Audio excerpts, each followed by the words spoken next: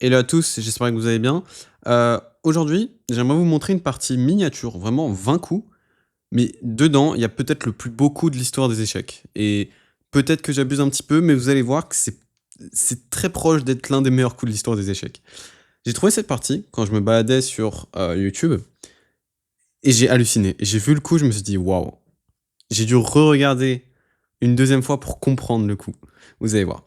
Alors, on est en 1978, on est en Pologne, à Zakopane. Je crois que je suis pas, corrigez-moi en commentaire, mais c'est ouais, on est en Pologne et il y a, Krzysztof Pankczyk. Bon, ouais, on va pas prononcer les noms, c'est imprononçable, mais globalement, on a 2 très forts joueurs en face de l'autre à 2003 Elo, et OK.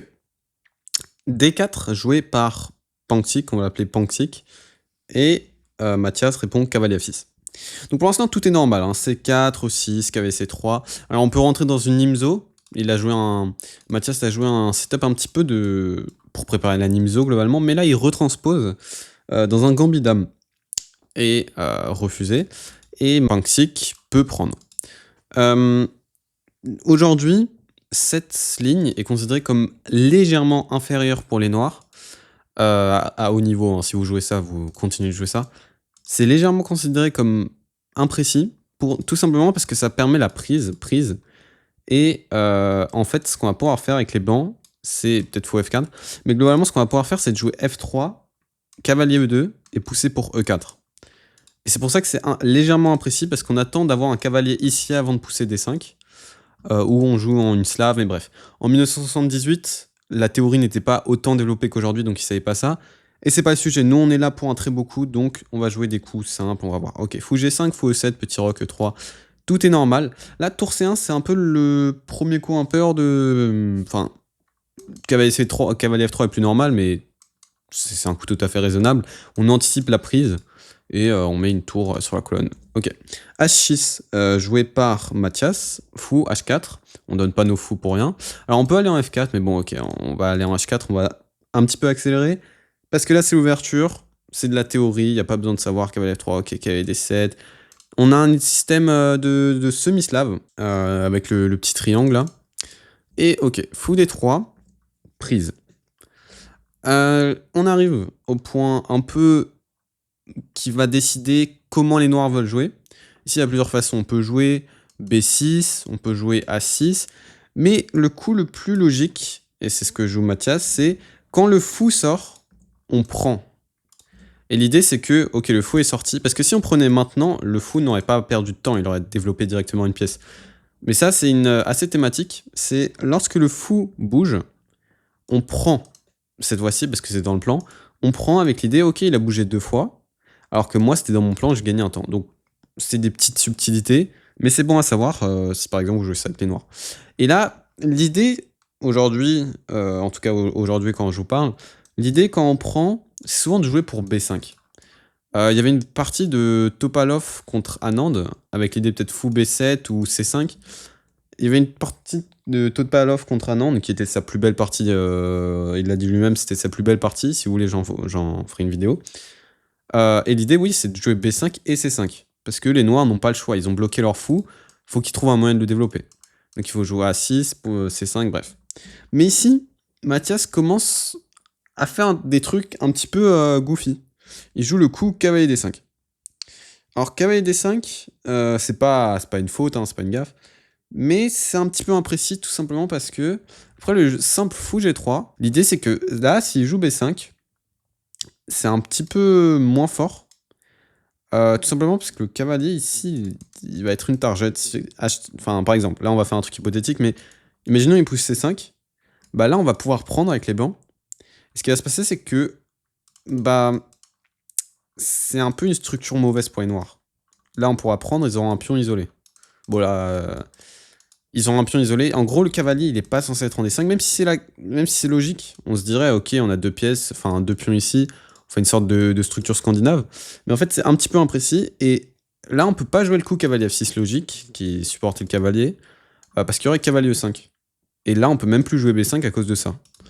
Donc, ok, Mathias réfléchit un petit peu et se dit, ok, comment je peux créer du jeu? Et se dit, ok, on va prendre le cavalier.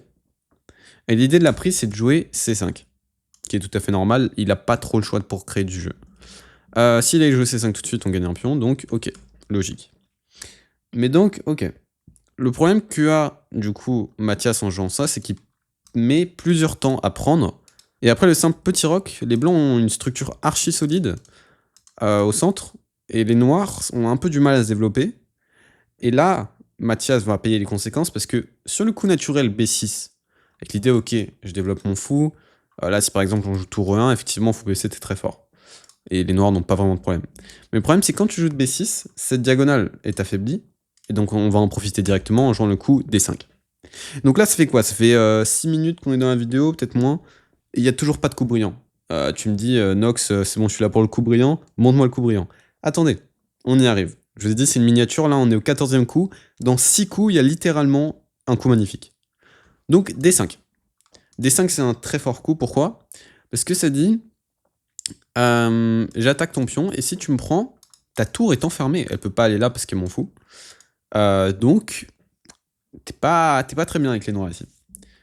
Tu peux pas prendre, et si tu peux pas prendre, tu peux pas jouer fou B7 non plus parce que bah, t'as un pion en l'air. Donc t'es pas bien. Et si tu joues le coup cavalier F6, D6 enferme le fou. Et du coup, Mathias est un peu embêté. Et il se dit, ok, qu'est-ce que je dois faire? Il joue le coup cavalier B8. Et quand tu dois jouer ce genre de coup, tu sais que t'es pas très bien. Tu sais que t'es pas très bien parce que c'est pas un coup typique de Gambi, enfin de structure de dame. Et l'indice directement dit qu'il y a des coups comme D6 qui sont très forts, ou E4. Mais ici, Mathias va jouer le coup principe qui est juste cavalier E5. Hein. Le cavalier est parti, maintenant on peut jouer cavalier E5. Et l'idée c'est que là, si tu joues fou A6, bah t'as toujours le pion en l'air. Et donc juste, enfin pardon, fou B7. Et là il va jouer A6. A6, l'idée c'est de jouer, par exemple si on joue tour 1, l'idée c'est de jouer B5 et C4. Et du coup maintenant, là il y a D5 qui est vraiment en l'air. Sauf que A6 c'est un plan un peu lent. Et Punksik le voit venir. Et il joue juste pion prend E6. Et là les blancs ont un extrême avantage parce qu'ils ont des pièces extrêmement développées. Les noirs peuvent pas prendre et échanger les dames pour simplifier parce qu'il y aurait prise intermédiaire. Les noirs sont pas bien. Fou prend joué par Mathias. Fou prend prise. Et bon, il y a plusieurs façons de continuer. On peut prendre, parce que les noirs sont pas développés, on peut prendre, mais on perd vraiment beaucoup de notre avantage. Vous savez pourquoi on perd notre avantage? Tout simplement parce que le roi noir est faible, et parce qu'il y a des faiblesses sur case blanche. Et donc notre dame est notre seule pièce qui peut attaquer les cases blanches, en tout cas diagonalement.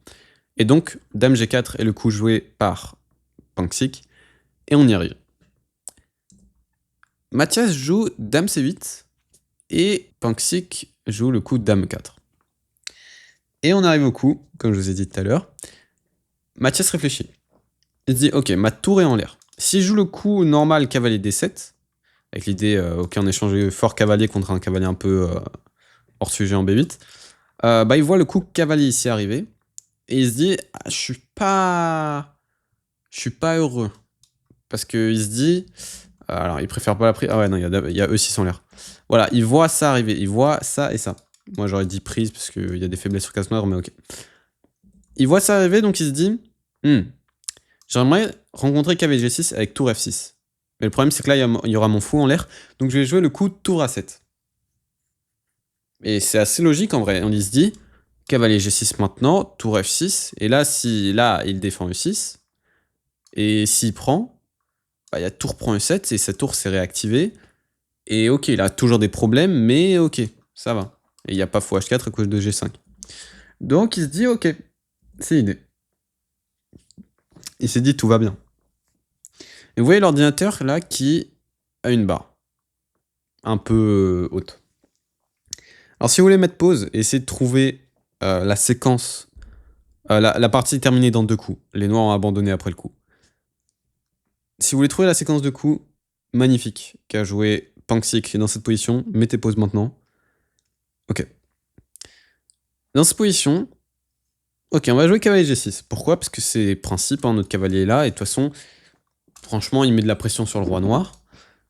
Et ok, Mathias avait compris, il avait joué tour F6, c'est pour ça qu'il a joué tour A7, on comprend pas.